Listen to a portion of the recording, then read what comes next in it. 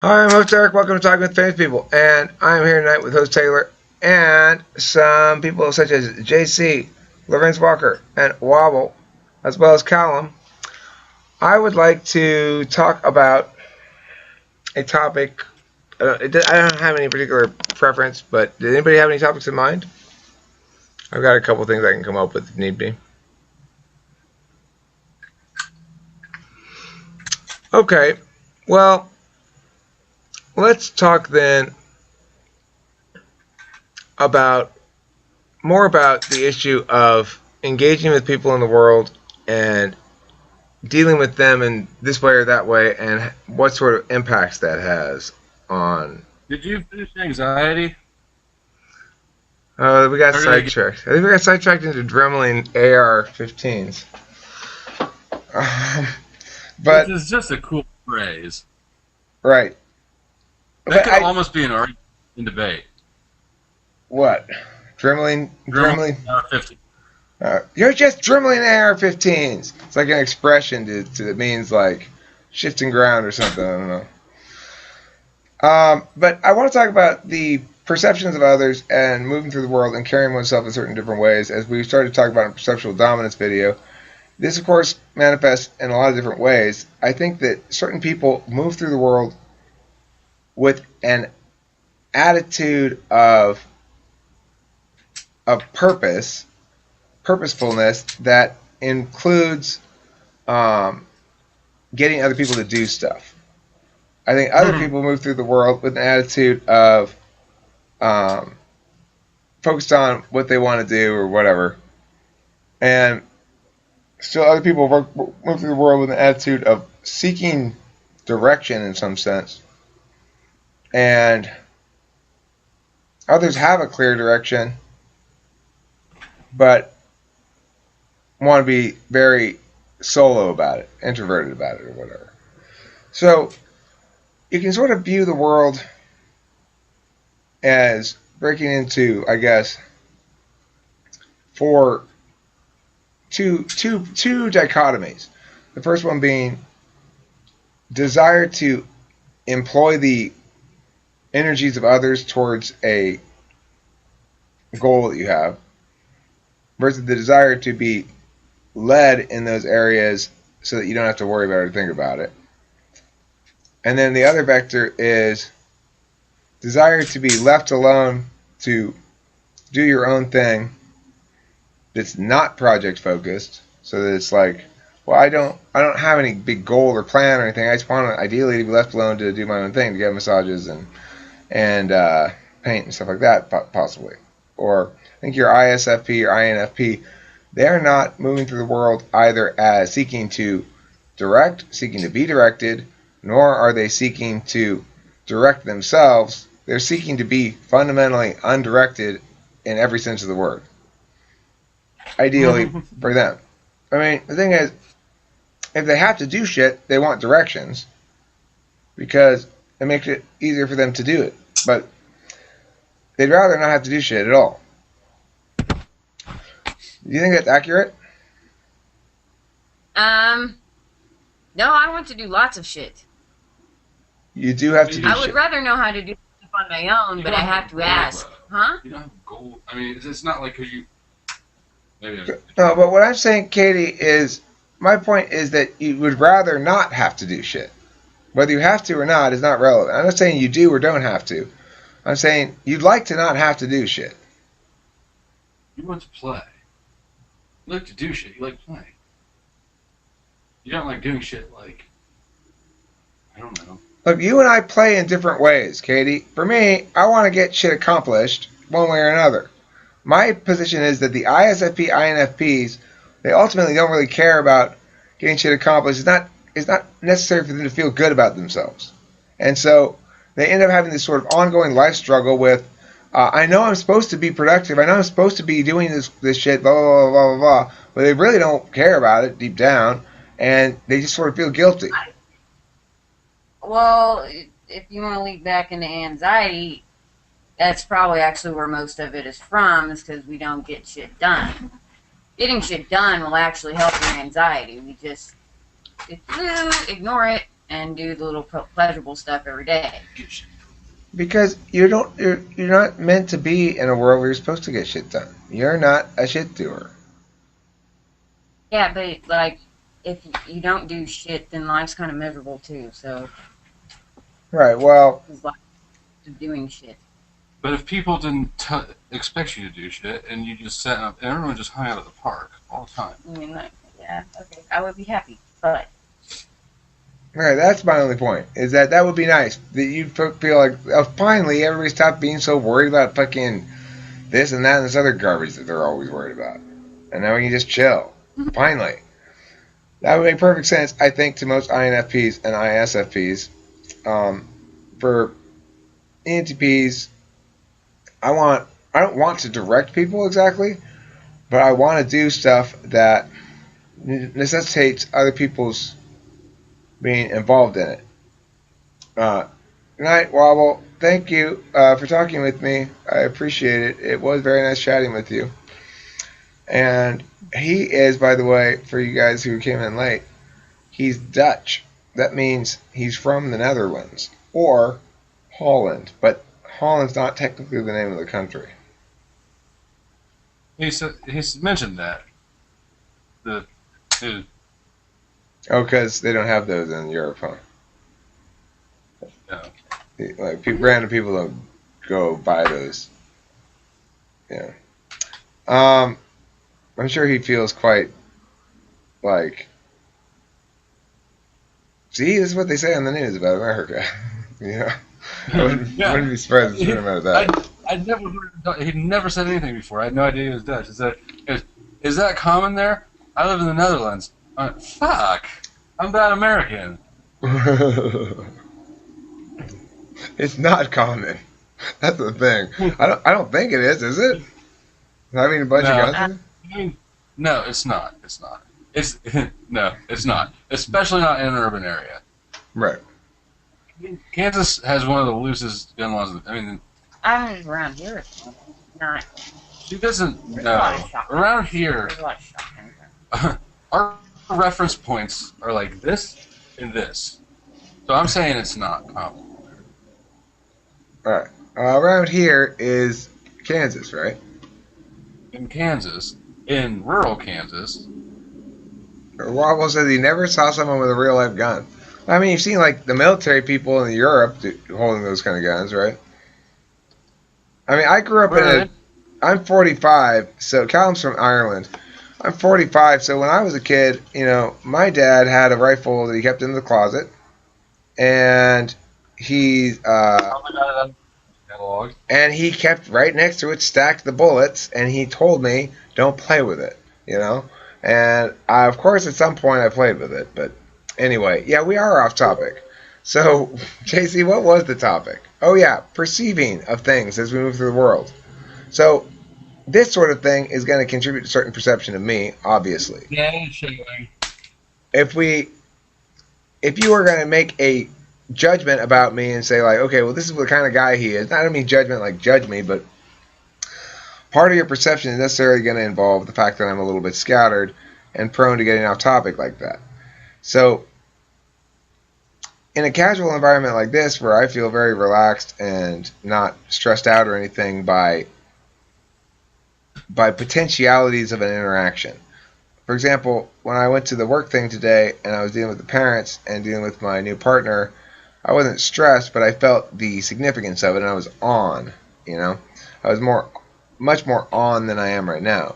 Right now I feel pretty much like I'm just talking normally to people, but perhaps a little more attentive to pacing. Regardless, the perception of others of me when I'm out in the world, like working in the debate capacity, is something that I'm very aware of managing, or I'm aware of how my behavior impacts them. And I don't think I ever exactly came to a conscious decision like I'm going to act more like this in order to influence these people. I think I just sort of grew to understand that because I think at first, years ago, I was probably much more cautious in trying to be professional seeming. when I realized at some point that in moments of unprofessionalism that it didn't matter, that they didn't in fact say, "Oh, you're a worse coach because you're unprofessional," or you threw a little tantrum, or you yelled profanities at somebody or whatever.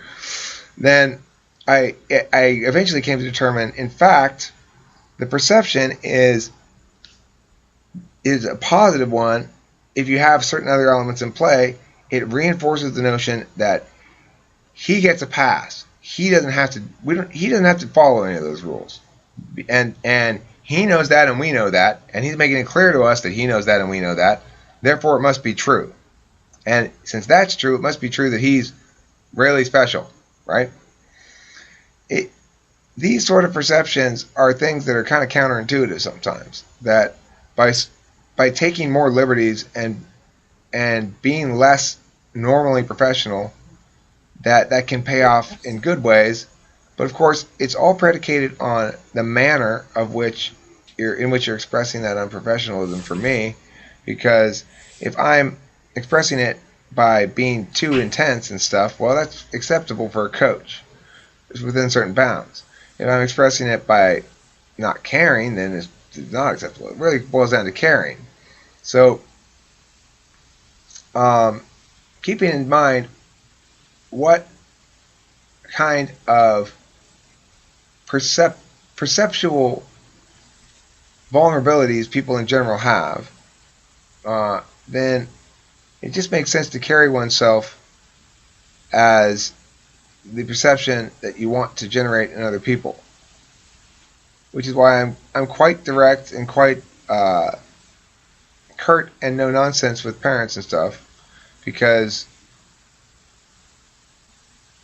I want them to understand that the nature of the relationship. You're coming to me. I'll coach your kid. We'll start him off. If I don't like him, I'll kick him out and refund your money. And that's the deal here. Yeah, you can have. Breaking up real bad. Okay, am I? I'm sorry about that. I will check the internet connection here in a second. The thing is, I want to get your guys' voices on this now, and basically we're talking about managing the perceptions of others by how you behave, and how if you act like you're supposed to be somewhere doing something, that people will just sort of assume you are supposed to be there doing something, kind of a thing. Do you have any comments on that, Autos Mark? I'm not off the top of my head. Okay. So, I think that is the case. JC, do you want to comment on anything I've said so far? I think it's something that I maybe need to work on, or maybe not. I don't know. But it tends to be something that I don't actively attend to. It sounds like FE to me. Yeah. Well. Yeah. Yeah.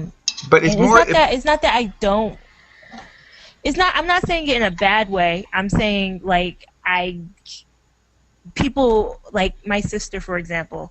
She's always telling me like I need to do certain things to present myself a certain way to people and things like that. And I understand that it's important in some situations, in a lot of situations, but it feels weird. It feels like I'm acting. And I'm not saying that FE is. I'm not saying that that's what FE is. I'm saying that's how I feel when I attend to those certain matters, depending on what it is. That makes sense that you would feel that way. Yeah. It's sort of FE. It's sort of. I mean, definitely FE in it. But it's kind of just playing up. To the extent that you are acting at all, you're playing up certain angles of your naturally occurring personality to generate in the other person a certain character of you. Like I did with my last partner, Jaja, who I ended up bailing on because she was useless. You have a partner named Jaja? I did, but that's when I bailed. That's the one I said, no, you're done. because they didn't do anything. They were useless. Anyway, Jean, my new partner, is much, much better. But regardless, the point is, with the San Marino lady, I went in there and I intentionally played up the scatterbrained professor angle, the sort of childlike angle. And I did it because I wanted to see what she did with it, you know? And that one was more conscious. I wanted to see what she did with Why it. did you do that? Oh. Because if you show somebody in clearly in ways that certain people would interpret as vulnerable, right? I'm showing her vulnerabilities. I'm saying, here I'm scatterbrained, here I'm childlike, and then watch and see what she does with that, because she may try to take advantage of that in ways that I don't like, or she may think that excuses her from doing shit because nobody's keeping track, because I'm not busting her chops or behaving like a boss to her, or behaving like I'm going to be a demanding partner in that moment or something. See what she does. I want to see what she's going to do without me pulling. I don't like to pull. I want her to pull. Jean pulled. That's why I went with Jean instead. But the point is, shaping your perception of those other people. It's not like I'm not those people that I'm displaying, and it's not really conscious in the moment. It's just sort of a meta decision to go in and not curtail these behaviors and not turn on those ones a little bit. And maybe I'll stick with it, maybe I won't. But even if I do it sort of half-assedly, I say so many things and unavoidably that most of it gets lost in the mush anyway. And it's just a general attitude that they're going to pick up on. So I do the exact same thing. Do you? Yeah. Smiley, a little bit. Keep it smiley and simple and disarming, and that's sucker to catch a sucker. Yeah. I don't know. I don't even want to hear about it. You know, I'm too flustered. Oh, yeah. Just, we'll see what she does. I think right? the only Go ahead. Sorry, the JC. time that it's okay. The time that I try the most to, I guess, I don't know. I try to come off professional in interviews and work situations and things like that. You try to behave professionally? Yeah, and I think it's more. I don't know how I would describe that. I don't feel. I think it's more just curbing my words, trying not to say as much as I normally would say. Trying to be more, I guess, direct and to the point versus verbal, blah, right, like that. Right. Yeah. If I was interviewing you for a job, I would be very jokey, informal. I'd lead the informalities for you. If you were doing the interviewing? Her. Right. I interview people, and I do frequently because I always walk in stiff as could be. And ultimately, I want to see people at their natural state. Right.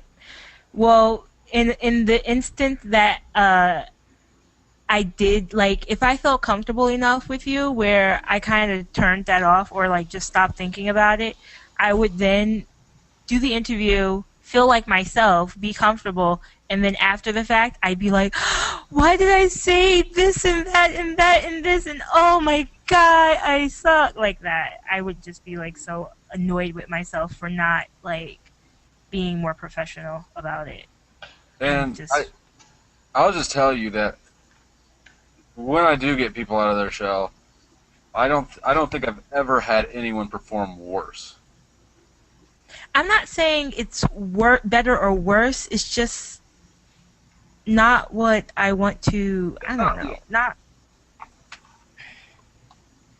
what. Right. But everyone takes shits. I mean, no one's professional 100% of the time. Well, no, of course not. So that's what I'm trying to find, though. No. Who's into the professional phase? I would expect that someone can be professional when they're interacting with a customer. That's expected. If they can't do that, that'll be immediately apparent. Right. I want to know what happens when there's no customers around and you might be irritated with a coworker because she didn't, compliment your hair. So what are you looking for then in an applicant? Just a lack of conflict? I'm not trying to find a specific thing or lack of thing. I just want to know who's down there. Because no one comes into an interview prepared to show how, How sloppy they are. Or, I am anything. so sloppy. I am so sloppy. I'm not going to go to a job interview and be like, how was your Tuesday? Great, I dribbled some AR-15s. Oh. Sloppy is a good word. That's how I feel when I'm not like attending to those things. I feel sloppy, even though maybe not in the exact way that you're thinking, but that's how I feel about like my, I guess, overall demeanor sometimes. If you were an not interviewer, JC, Relaxed. JC, if you were an interviewer, would you ask the question about list some of your greatest strengths and one of your biggest weaknesses? You know how companies a lot of times ask that question. JC, would you ask the question if you were interviewing? And then Taylor, do you ask that question? I think I would ask that question actually. Okay. I asked both of those questions, and I've got a list of 50, standard shitty interview questions, and I ask about 5 of them every time. And those 2 are 2 of them. Yeah, I think I would I'm pretty sure I would ask those questions. What would be a good answer to the weakness question if you're the interviewer, JC, and then Taylor? And not as Mark, please get in on here too. I'm not trying to exclude anybody else, but those ones talking, so I forget about the other people. I mean, it's a weakness, so I don't expect someone to have a good weakness. What I get a lot, and I've even kind of started giving them a disclaimer that this answer is not an answer, is people say, I care too much. I care too much about the company. I just do things too well sometimes. Fuck off. No, you don't. Give me a real flaw. Yeah. Well, I'm often told I have the flaw of being the perfect candidate for this job. Right. So now when I ask it, I say, tell me 1 or 2 of your biggest weaknesses or things that you need to work on, and if you say I'm too much of a perfectionist, I'll know you're lying. I say when I get asked that question, well, it depends on the job because I might say something different depending on the job. But I tend to say I have a hard time saying no. And I believe that answer, and that is that is a kind of a common weakness for, I guess, not me. But, well, it's when you a good weakness to have when you're like facing like a TE person. You know what I mean? Right. So, but what's your type again? ESFP. ESFP. Okay. Yeah. Okay, they're cooperative people. ESFPs are cooperative people. I have an ESFP debater. She's cooperative. And I suppose that there's not a weakness. I'm not looking for the instant death weakness or the perfect strength. What I'm more trying to do is feel out the person for placement. Yeah, my strength is always interpersonal skills. Always, no matter what job I'm going for. That's always my strength. What I'm looking for. But I'm looking for it without you writing it down as one of your strengths on your resume. Right. You should say, I'm not exactly sure. But this is what you should say, though, JC. You should say this. I don't understand why it is the case. The fact is, and I know it sounds awful to say it, people just like me. You should say that, right? That's your strength, right? That's a good strength because then you're letting people just like me. Well, then you're letting the PR person, the HR person, you're letting the HR person draw conclusions. You're not telling them what conclusions to draw. See, that's what they don't want, probably. Am I right? You don't want them to tell you what conclusions you should be drawing from their answers. I want both. I want to know what they want me to think, and then I want to see them kind of in action when they don't know they're in action. Let me see. Okay. Because one's how they're going to present themselves actively, and then one's how they are. And we're going to get both sides of that person at work. Right.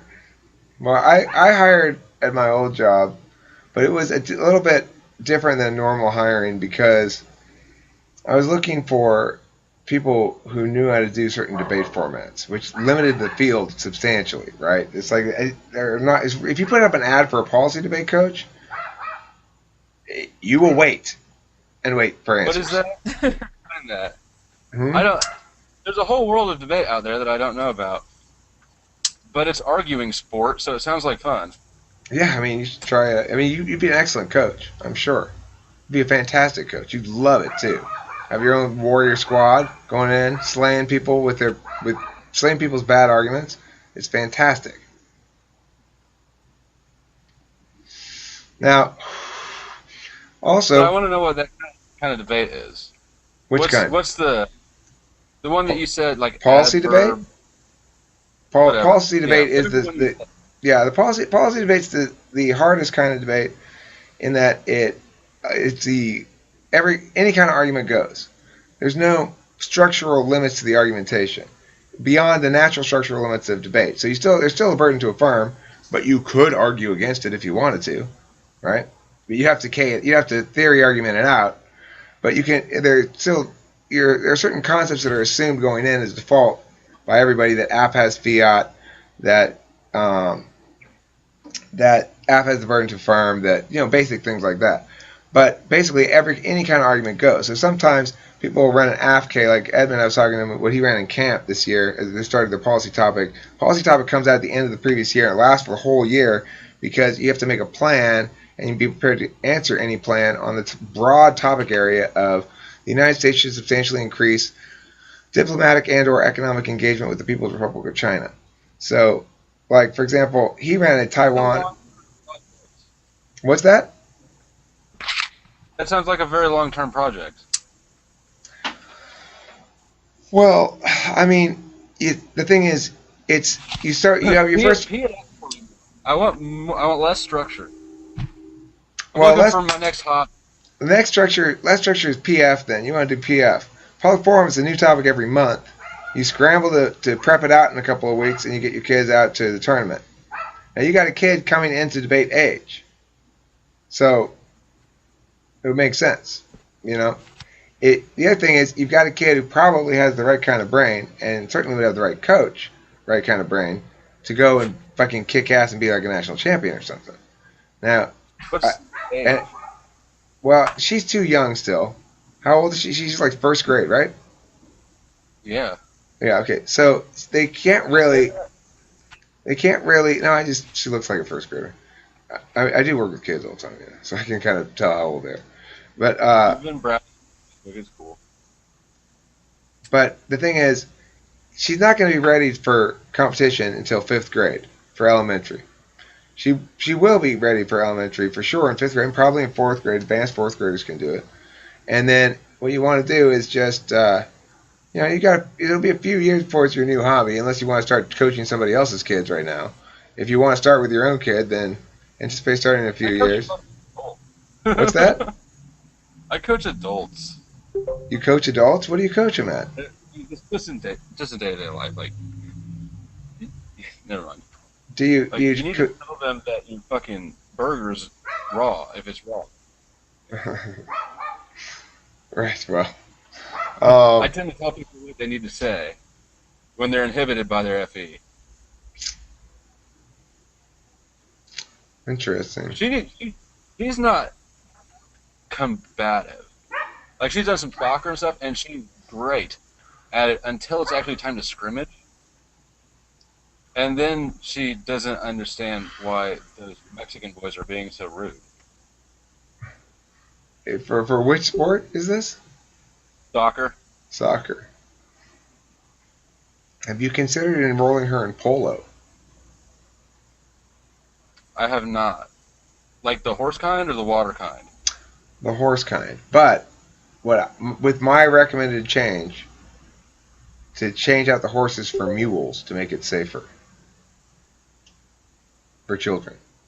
Mule polo. Mules are retarded. And I don't know, nothing with freaking animals. So I guess chicken raping is out then.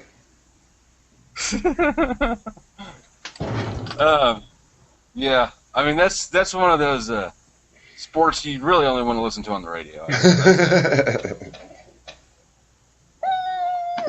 That's good stuff. Okay, so yeah. Anyway, debate's rad.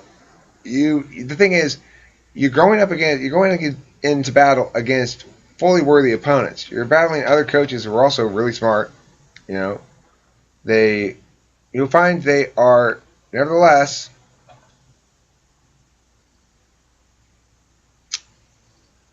Yeah. So, Well, this is how it plays out. It's fun. It's a lot of fun, and it's a challenge. Hi, KT. I've not encountered you before. If you're willing to go on mic or camera, I'd love to type you. This video right here was about perception until Taylor and I spiraled off into ENTP stuff. Yes? Hello. Hi, KT. Great. Now you know. I do know you. He's normally right here. Oh, that's that Katie. Is that Katie? Yeah. I see. No, we cannot have the feedback like this. Don't do that. What? Don't stand up. I'm going back in. See, God damn. Oh, that's funny. Okay. So anything else on perceptions that we get back on topic here? No, host Mark, you have anything to say about perceptions as you move through the world and managing others' perceptions of you? Do you dislike that notion, for example, or you think that it's manipulative, or you think it's necessary, or anything like that? Any thoughts? I'm kind of like half listening. I'm doing work right now as well, so like I guess I'm kind of confused about the question, perception of just you and your behaviors. Well, Managing I'm talking about taking certain actions to manage the perceptions of others, and I described an example where I played up certain aspects of my personality to give a partner a certain impression of me to see how she behaved under that assumption. I mean, I would say that if you're filling a certain role, then you should be doing that. I think that's okay. Not for the person, but as the role itself. Interesting. Do you think it's of value to gauge those sort of things and manage it so that other people perceive you differently than they might if you don't manage those things? Okay, did you repeat that? Do you think that in general, if you have a situation where you know that if you behave in the most natural fashion, that somebody's going to end up perceiving you one way, but that if you change certain behaviors a little bit, that they'll end up perceiving you a different way? Do you feel as though there's anything dishonest in changing those behaviors? Would be a good way to put it, I guess. Yeah, I mean, I get it would be dishonest in some way. You are hiding something, but I don't really care what the other people think. Like, I mean, there was a question on one of the MBTI tests where it was asking, like, do you feel like you need to justify yourself to other people? And my answer is, like, I should justify myself to other people, but I don't care what they think, so I don't. You know, so, like... But, hold on. I feel like I should...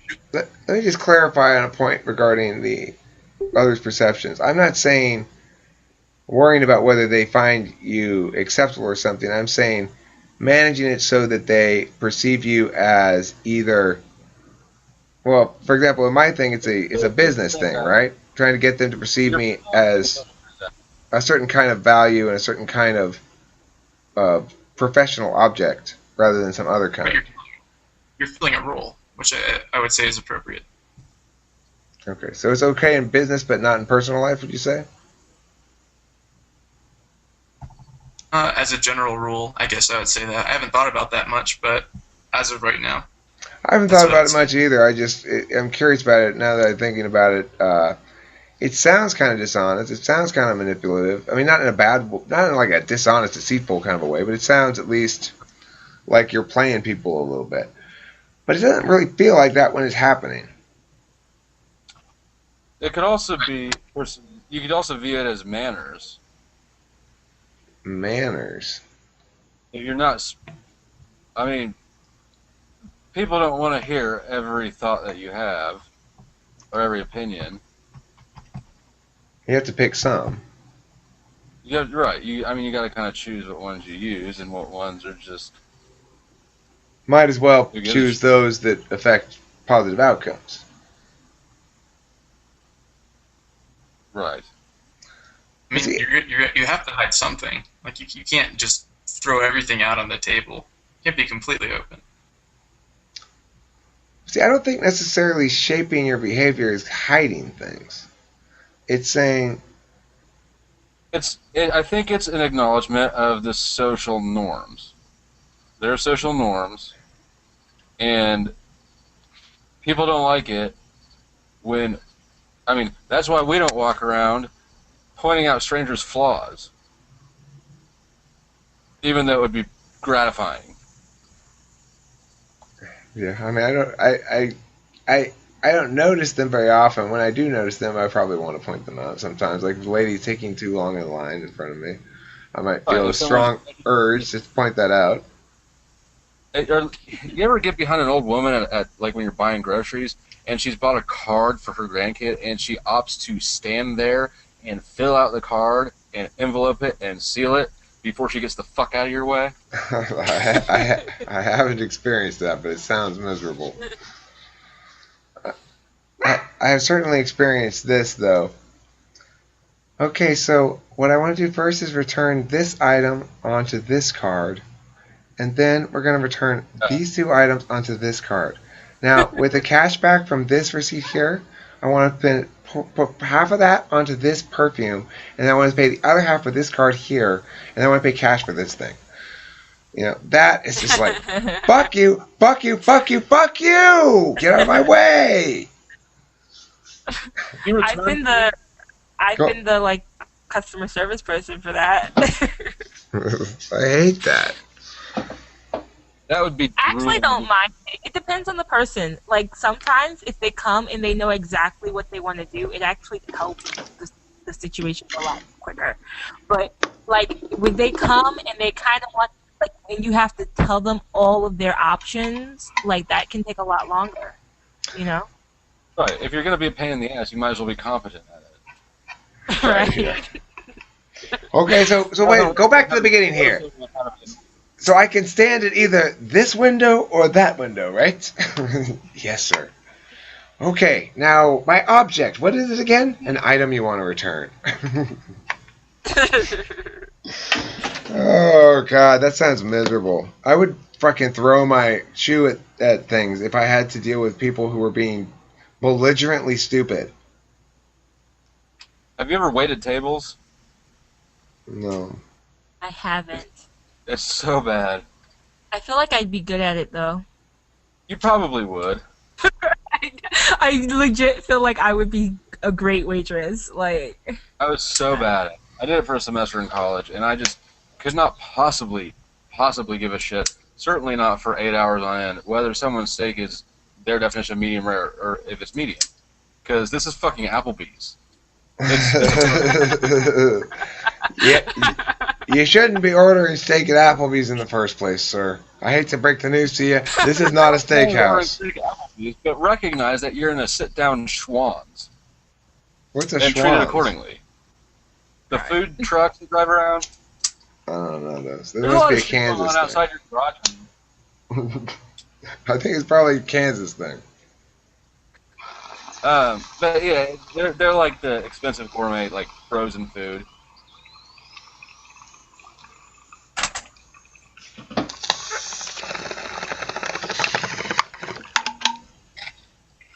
Okay, anything else about perceptions? So, I like to try to at least be aware of how I have managed perceptions. It doesn't really feel like I'm being aware of managing them going in exactly, although it crosses my mind. It's one of a few possibilities.